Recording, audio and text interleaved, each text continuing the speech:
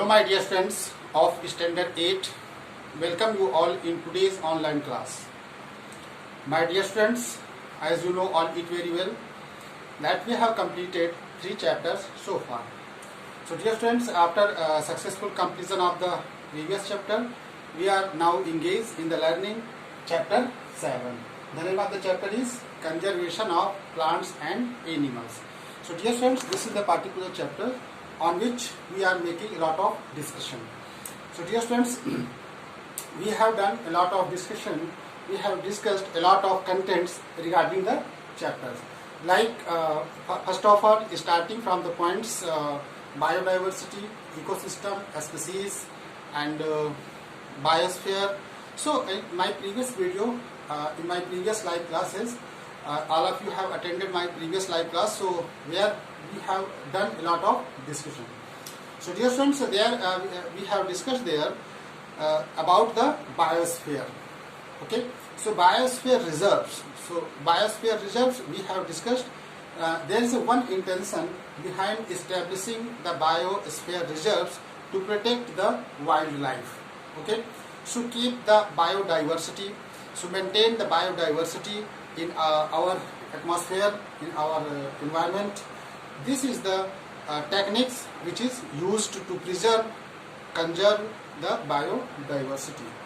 So dear friends, in my previous live class, I have discussed about the biosphere reserves. I hope all of you have understood, and many of the students have sent their works in WhatsApp group. So on the basis of that, we can conclude, I can conclude that you have understood the concept clearly. So dear friends, today we are going to introduce some terms regarding that. First of all, endemic species.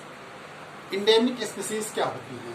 अगर देखो species आपको पता है students, species क्या होता है, तो आप देखिए इसके वर्ड आगे जुड़ा हुआ है endemic. ठीक है, endemic species का मतलब होता है students related to the particular place, किसी एक विशेष स्थान से रिलेटेड. ठीक है, जिसे हिंदी में कहते हैं स्थानिक. ठीक है, स्थानिक मतलब रिलेटेड टू द प्लेस. तो कुछ ऐसी स्पीसीज हैं स्टूडेंट्स, कुछ ऐसे प्लांट्स और एनिमल्स में आपने जैसे फ्लोरा एंड फाना पढ़ा है. तो प्लांट्स और एनिमल्स जैसे होते हैं, तो आपने पढ़ा है ना कि प्लांट्स को फ्लोरा कहते हैं और animals that is called the fauna. तो फ्लोरा एंड फना में आपने देखा था कि स्टूडेंट्स कि कुछ ऐसे फ्लोरा एंड फना होते हैं जो पार्टिकुलर किसी स्टेट या किसी कंट्री या कहीं वर्ल्ड में एक पार्टिकुलर प्लेस में वो फेमस होते हैं और पर्टिकुलर वहीं पे वो पाए जाते हैं. ठीक है, तो endemic species are those species of plants and animals. देखिए दोनों वर्ड आया है, प्लांट्स एंड एनिमल्स को आप एक साथ कह सकते हो फ्लोरा एंड फना. ठीक है, तो flora and fauna which are found exclusively in particular area. देख रहे हैं यहाँ पे, in particular area, endemic species are restricted to a certain area. Endemic species are restricted to a certain area. किसी एक certain area में endemic species क्या होती है स्टूडेंट्स, restricted होती है, वहाँ उसको वहाँ पे रोक रखा जाता है. तो आप देखो किसी भी particular place including states, country या एक लिटिल प्लेस आल्सो में बी देयर. ओके, एक बायोस्फीयर रिजर्व या लोकल एरिया प्लेस, किसी पर्टिकुलर एरिया की बात हो रही है. ठीक है, ओके स्टूडेंट्स. तो एंडेमिक स्पीसीज ये रिस्ट्रिक्टेड है, सर्टेन एरिया है, एक विशेष एक स्थान है, एक क्षेत्र है जहाँ पे स्पीसीज क्या होते हैं, रिस्ट्रिक्टेड होते हैं. Okay, endemic species are not found. अब you can conclude that if these species exist in the particular area, so you can't find these types of species throughout the entire world. There is no, you can't find such species in every part of country, in every part of our nation by surviving naturally. Okay, so species which survive naturally, you can't find all these types of species everywhere. So naturally these are not uncertainty occurring species. So these are the restricted in a particular place. That is, it is called these are called endemic species. Okay. Let us take an example. Dear students, we have learnt a lot of biosphere reserves. So let us take one example of them. So dear students, you have learnt that there are 18 biosphere reserves of India which have been established by Indian government. So dear students, let us take an example of Pachmarhi biosphere which is situated in the Madhya Pradesh. So dear students, Pachmarhi biosphere reserve is the famous biosphere reserve which is situated in Madhya Pradesh. So what is the famous there? Why we are going to learn only Pachmarhi? Because you can take an example so that we can illustrate the endemic species, we can correlate the endemic species. Okay, so we have taken an example a biosphere reserve which is situated in the Madhya Pradesh. Name of that biosphere reserve is Pachmarhi. So what is the famous there, students? Animal plant species may be the endemic to a zone. The plants such as the sal and wild mango और साल tree और wild mango जो होता है, wild mango मतलब जंगली आम और साल का ट्री, ठीक है। तो ये जो पाए जाते हैं ये केवल वहीं पे पाए जाते हैं। Sal and mango trees are the two example of endemic flora, क्योंकि दोनों प्लांट्स की कैटेगरी में आते हैं, इसलिए हम इनको फ्लोरा में रखेंगे। तो एनिमल्स कौन कौन ऐसे होंगे जो पंचमढ़ी बायोस्फीयर रिजर्व में पाए जाएंगे? तो पंचमढ़ी बायोस्फीयर रिजर्व में प्लांट्स स्पीसीज आपको बताया हूँ, ये like sal and wild mango are the indemic species of Pachmarhi biosphere reserve area. Animals की बात करता हूँ अगर, तो animals such as Indian giant squirrel have big buffy tail, जैसे स्क्वेरल होती है उसकी पूंछ काफी बड़ी होती है, उसमें पंख लगे होते हैं, बफी टेल टाइप के स्क्वेरल। और आपका होगा flying squirrel and bison that is the ox, ठीक है, आप वाइल्ड ऑक्स कह सकते हो। तो इस प्रकार के जो naturally found in the Pachmarhi biosphere reserves area. So giant squirrel, flying squirrel and bison are the three example of endemic fauna, endemic animals in the Pachmarhi biosphere reserves. So dear students, we have taken one example to explain the particular species, particular types of the animals and plants which are found only in that particular area and that they are the restricted. Okay, so these are the inheritance, these are the very important, and it is our accountability to preserve that particular types of species forever, so that we can have the same types of the species for longer time, and there is no any vanishment. If these species vanishes, disappear, so we can't see one another, and our generation will not see the same types of species.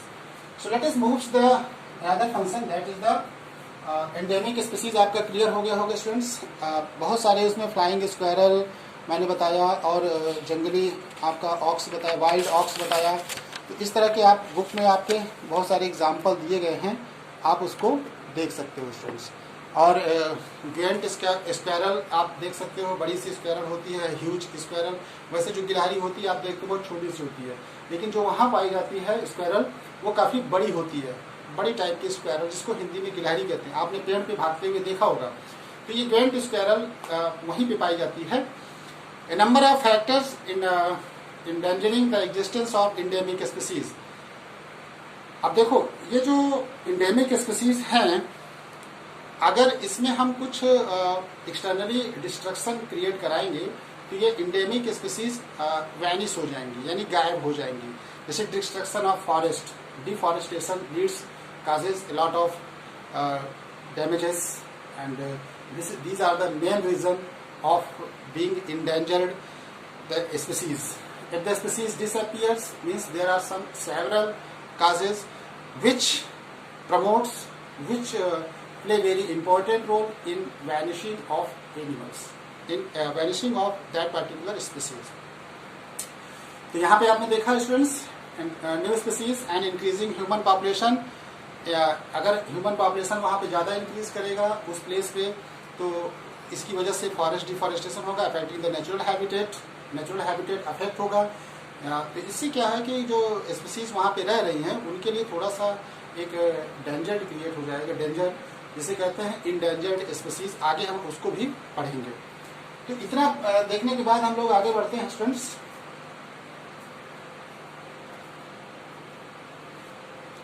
अब हम लोग पढ़ते हैं यहाँ पे wild life century. देखो wild मतलब आप समझ रहे हो, रिलेटेड टू द फॉरेस्ट या ऐसे प्लेस, जंगली जिसे कह सकते हैं। ये वाइल्ड लाइफ सेंचुरी का सेम प्रोसेस वही है स्टूडेंट्स जो आपने समझा था बायोस्फीयर रिजर्व में, बस इसमें थोड़ा बहुत चेंजेस हैं। बायोस्फीयर रिजर्व का सिर्फ मोटो यही था स्टूडेंट्स, वाइल्ड लाइफ बायोडाइवर्सिटी को मेंटेन रखना, लेकिन उसके पीछे एक रीज़न ये भी था कि वहाँ के जो ट्राइबल्स रहते हैं, जनजाति जो रहती थी, वो अफेक्टेड ना हो, यानी इकोनॉमिक ग्रोथ भी हो, डेवलपमेंट भी हो, साइंस रिसर्च भी हो, सेटलमेंट हो, सस्टेनेबल मैनेजमेंट हो, ये सारी चीज़ें ध्यान में रख करके बायोस्फीयर रिजर्व्स का सपोज किया गया था, उसकी हाइपोथेसिस बनाई गई थी। तो लेकिन वाइल्ड लाइफ सेंचुरी का मतलब है, देखो सेंचुरी का मतलब safety place, okay, sanctuary means the safety place.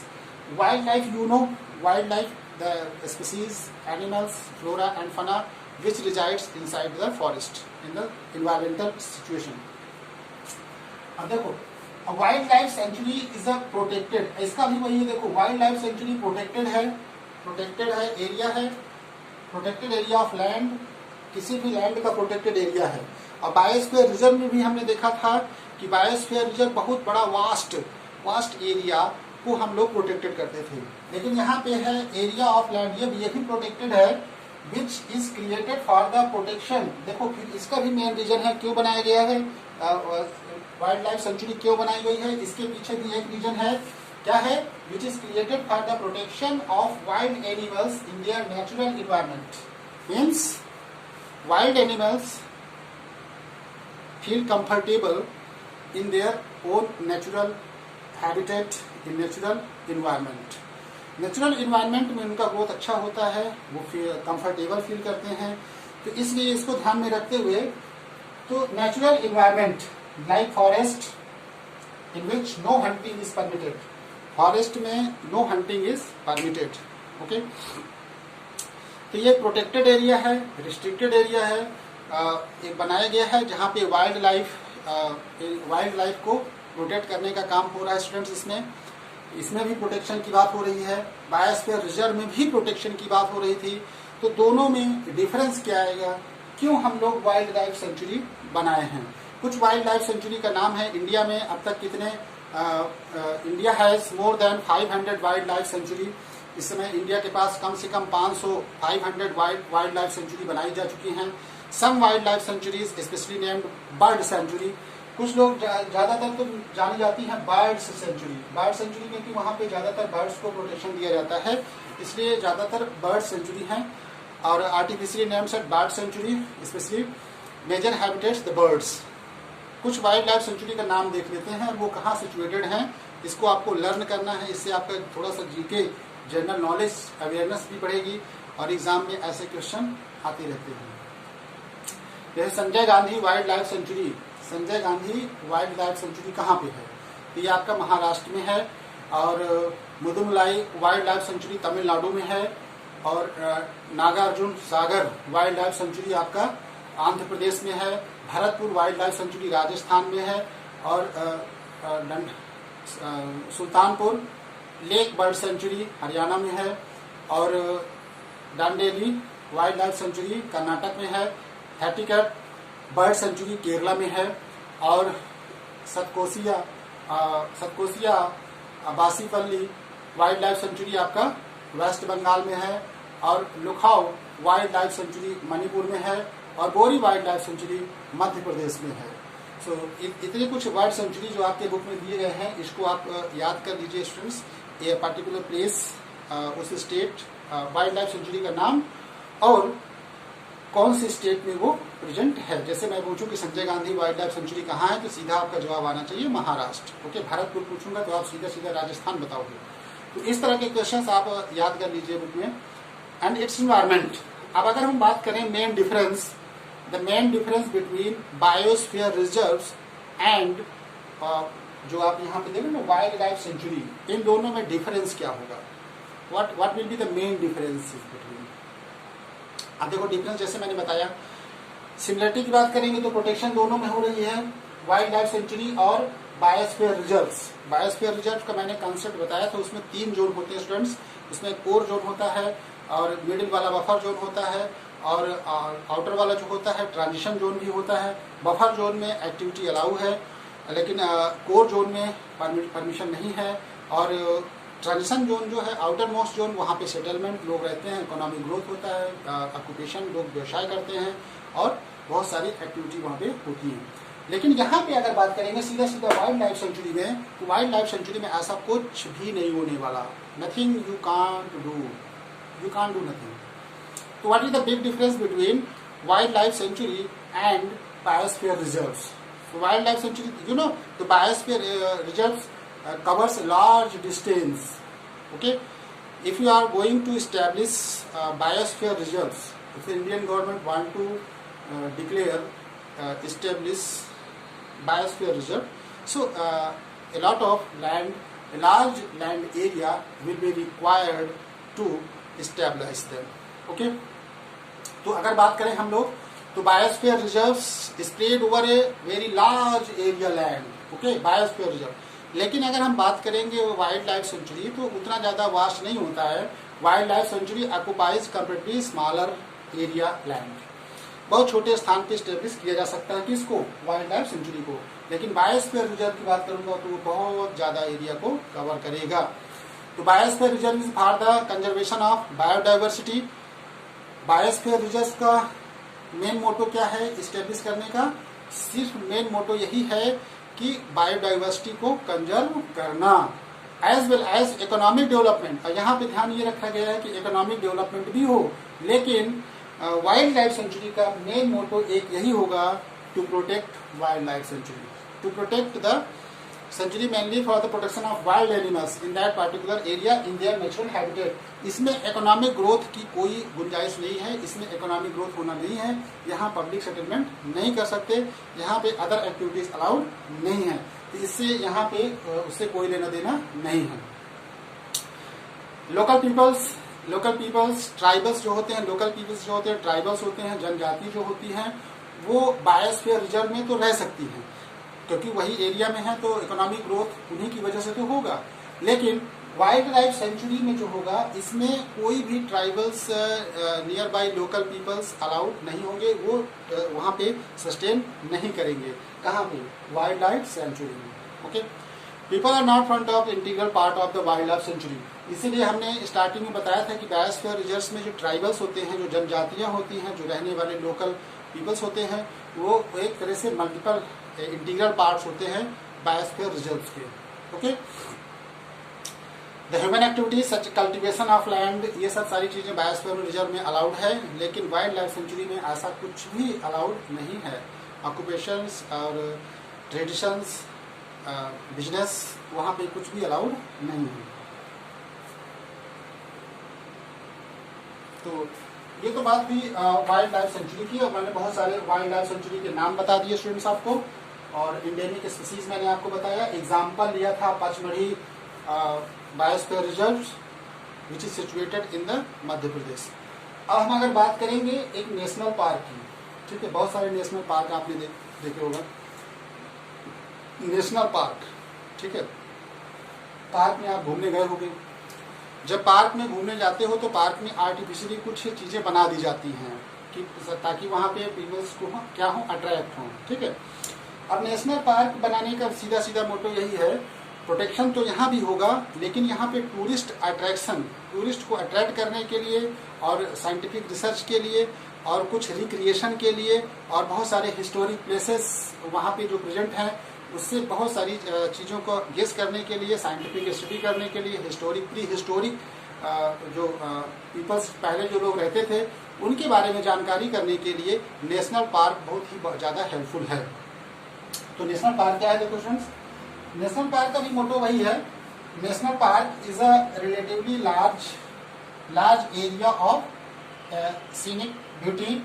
ये थोड़ा सा अच्छे देखने में सुंदर बनाए जाते हैं पार्क को, ये सीनिक ब्यूटी देखने में बहुत सुंदर बनाए जाते हैं, और लेकिन प्रोटेक्टेड है, ये भी प्रोटेक्टेड एरिया है, and maintained by the government to preserve flora and fauna. देखो सीधा सीधा वही है, प्लांट्स और एनिमल्स को प्रिजर्व करने का काम इसमें भी हो रहा है, यानी नेशनल पार्क का भी मोटो वही है। क्योंकि बहुत सारे जो बर्ड सेंचुरी थे स्टूडेंट्स, बाद में जो वाइल्ड लाइफ सेंचुरी थे उन्हीं को मॉडिफाई करके बढ़िया सा ब्यूटी बना करके गवर्नमेंट ने क्या किया, उसको नेशनल पार्क में डिक्लेयर कर दिया। तो अगर जैसे बात करें यहाँ पे, तो preserve flora and fauna, landscape, historic objects of the area and places of scientific interest, यानी उस प्लेस का जो कुछ हिस्टोरिक चीजें हैं, जैसे पत्थर हो गया, रॉक्स हो गया, केव्स हो गया, बहुत सारी चीजें जो पुराने जमाने की चीजें हैं, जिससे हम लोग गेस करें कि पहले जो कुछ एनिमल्स चीजें थी वो कैसे थी। तो इन सब चीजों की स्टडी करने के लिए नेशनल पार्क बनाए जाते हैं students.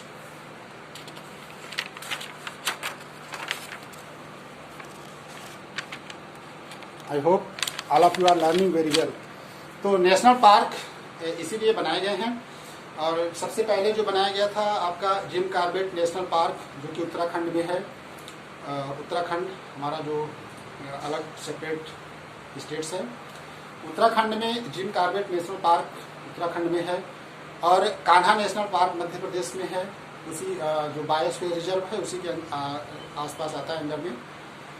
Kanha national park Madhya Pradesh, Ranthambore ये आपका गुजरात में है, रणथंभौर सॉरी राजस्थान में है, और गिर नेशनल पार्क गुजरात है, गिर से आप गुजरात याद रख सकते हो, और काजीरंगा नेशनल पार्क आसाम में है जो गैंडे के लिए मशहूर है, और सुंदरबन नेशनल पार्क वेस्ट बंगाल में है, और बांदीपुर नेशनल पार्क कर्नाटक में है स्टूडेंट्स, और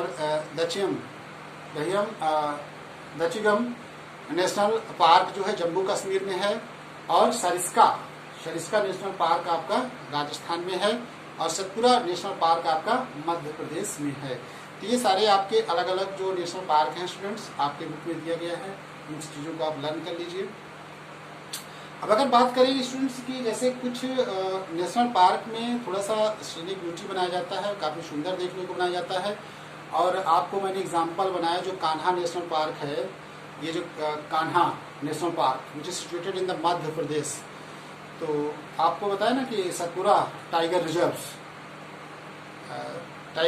आपको पता है कि जो टाइगर की संख्या है ये धीरे धीरे कम होती जा रही है। ये बहुत चिंता का विषय है। कुछ ऐसे एनिमल्स हैं जो जंगल हैं वो धीरे धीरे खत्म होती जा रही हैं, एक्सटिंक्ट होती जा रही हैं, विलुप्त होती जा रही हैं, वैनिश होती जा रही हैं, खत्म होती जा रही हैं।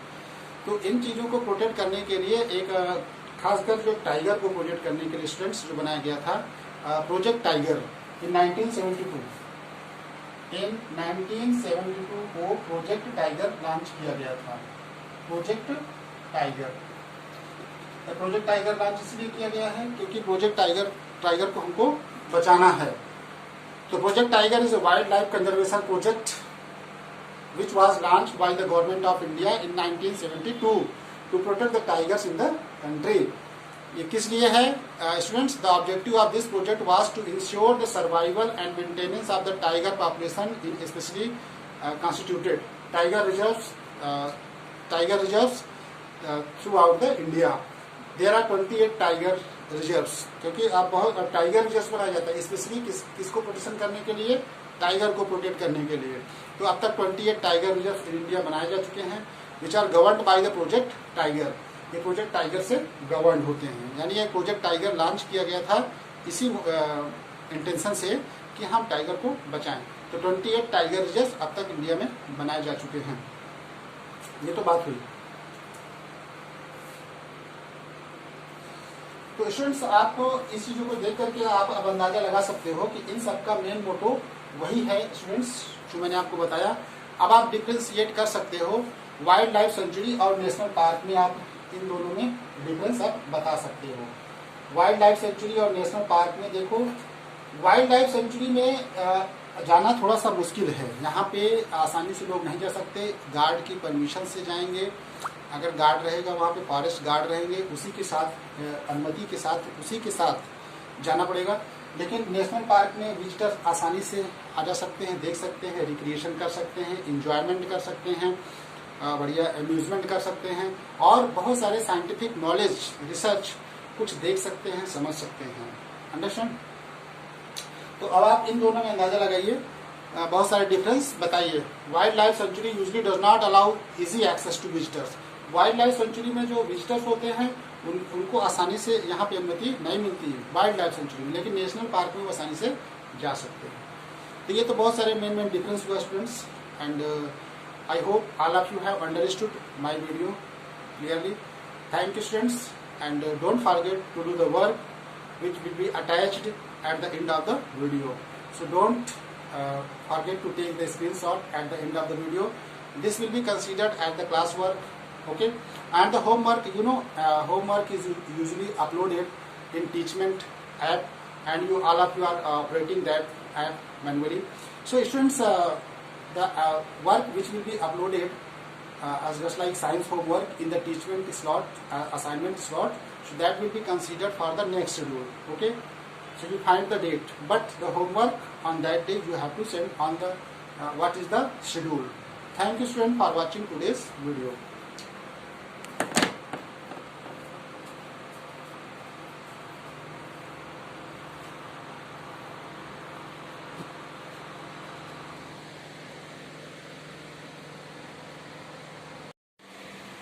My dear students, take a screenshot of entire blackboard so that you can get the proper homework. So dear students, there are 3 questions which you have to consider for the answer. So dear students, all of you must try to write proper answer of each question. Thank you students for taking screenshot, and the work which will be uploaded in the Teachment, you have to upload in the Teachment, and the work, this work will be sent as per schedule in the WhatsApp group as it is allowed by the class teacher. Thank you students for watching and taking today's screenshot and video.